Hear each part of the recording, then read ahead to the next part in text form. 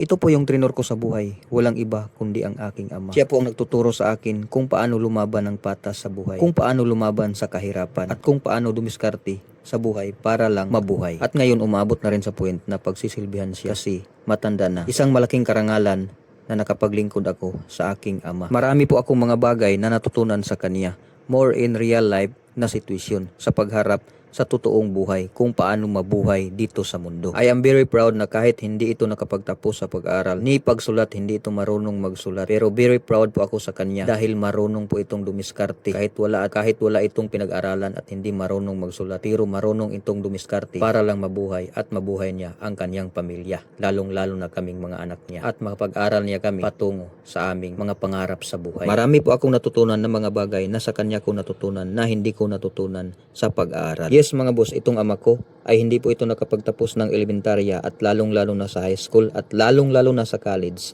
Hindi po ito nakapag-aral kasi sa hirap ng buhay nila noon. Pero isa lang ang masasabi ko mga boss, kayang tapatan nito ang isang professional, lalong-lalo na sa pagkukumpyut. Ang ina ko ay matatalo pa nito sa pagkukumpyut. Ang ina ko ay isang high school, hindi rin nakapagtapos, pero biruin mo, talong-talo siya sa ama ko na hindi nakapagtapos ng elementarya sa math.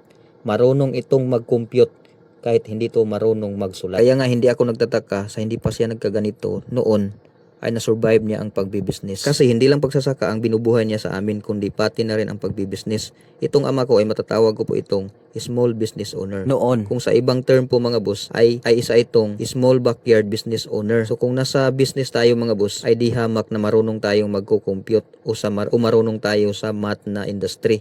Itong ama ko ay marunong ito kahit hindi ito nakapagtapos sa pag-aaral, kahit hindi ito marunong magsulat, pero marunong itong mag-compute. Iwan ko ba kung paano niya ito ginagawa, basta't ang masasabi ko, marunong itong tao na to. At masasabi ko, kung nakapagtapos ito ng pag-aaral, siguro isa itong honor student. Kaya tayo mga anak, kahit ano pa man ang sitwasyon natin sa buhay o sa ating mga magulang, ay mahalin natin yung ating mga magulang. Dahil hindi natin makikita kung gaano kaganda ang mundo kung hindi dahil sa kanila.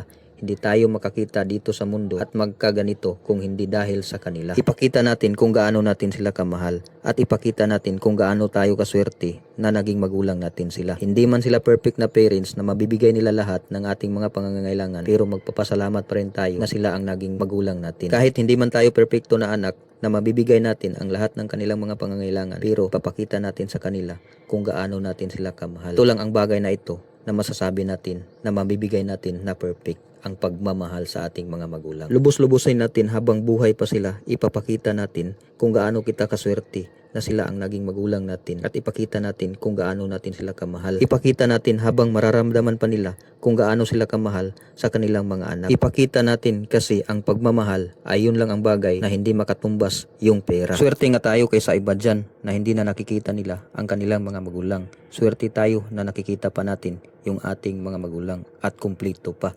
Kaya't huwag natin ipagdamot na iparamdam sa kanila kung gaano sila kamahal ng kanilang mga anak. Dahil ang iba dyan ay puro na lang pangarap na kung sana kung nandito pa ang kanilang mga parents ay naiparamdam nila kung gaano nila kamahal. Pero puro na lang pangarap yun kasi hindi na nila nadaratnan yung kanilang mga magulang. Kaya tayong mga anak na nadatnan pa natin yung ating mga magulang ay matatawag nating swerte tayo kasi nakikita pa natin at naiparamdam kung gaano natin sila kamahal. Marami po ako talagang natutunan dito sa aking mga magulang, lalong-lalo na dito sa aking ama.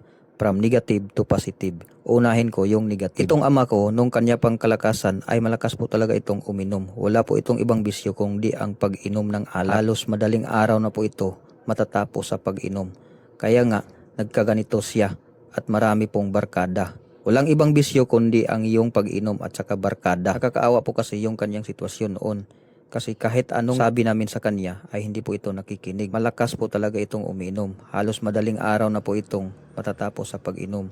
Maikli lang yung oras sa kanyang pagpapahinga. Tapos maaga po itong umalis sa amin para bibili ng para maibinta niya dito sa amin. At halos pagdating niya dito sa amin ay inuman na naman.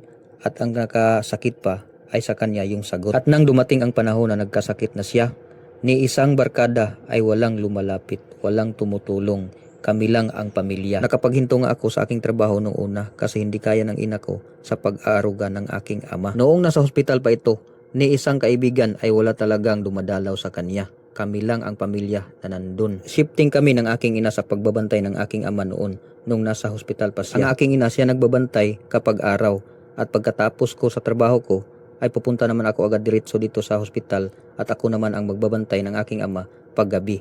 Pagkatapos pagkaumaga naman ay diretso na naman sa trabaho. Yun ang buhay namin noon. Wala talagang kaibigan na lumalapit sa kanya. Hanggang ngayon wala talaga. Kaya sa kanya ako natutunan, nakakuha ako ng lesson sa kanya na wala talagang kwenta yung kaibigan. Ang kaibigan ay mabuti lang yan kapag meron ka. Pero walang-wala ka na ay wala rin sila. Yun ang mga bagay na natutunan ko sa mga negative na gawa ng aking ama. Wala talagang kwenta yung barkada o kaibigan. Lesson, kaibigan lang kapag nagkikita. Huwag halos pakasalan na yung kaibigan mo. Kasi darating talaga ang panahon na wawala sa iyo yan. At lipat naman tayo dito sa positive. Marami po talaga akong natutunan dito sa aking ama. Sabi niya, kailangan talaga makapagtapos ka sa pag-aaral. Huwag kang tumulad sa amin kasi ayaw naming tumulad ka sa aming sitwasyon na walang pinag-aralan. Kasi sa panahon na ngayon ay hindi na talaga, mahirap na talagang maghanap ng trabaho kapag wala kang pinag-aralan. At sabi pa niya, kahit nakapagtapos ka na sa iyong pag-aaral, ay huwag mong kalilimutan yung mga bagay na tinuro ko sa iyo. Kasi magagamit mo talaga yun. Yung mga tinuro ko sa iyo na hindi tinuro sa pag-aaral mo, ay balang araw ay magagamit mo. Lalong-lalo na sa krisis na panahon. Yes mga boss, kahit nakapagtapos na ako sa aking pag-aaral, ay hindi ko nakakalimutan yung mga bagay-bagay na tinuro niya sa akin. At sa ngayon ay nagagamit ko rin sa aktual na buhay kasi hindi naman lahat ng bagay dito ay nakukuha sa pag-aaral, kundi kailangan din yung mga natutunan mo noon sa mga parents mo. Hanggang dito na lang po mga boss. Maraming salamat sa inyong panonood. Sana nakakuha kayo ng lesson sa vlog na ito.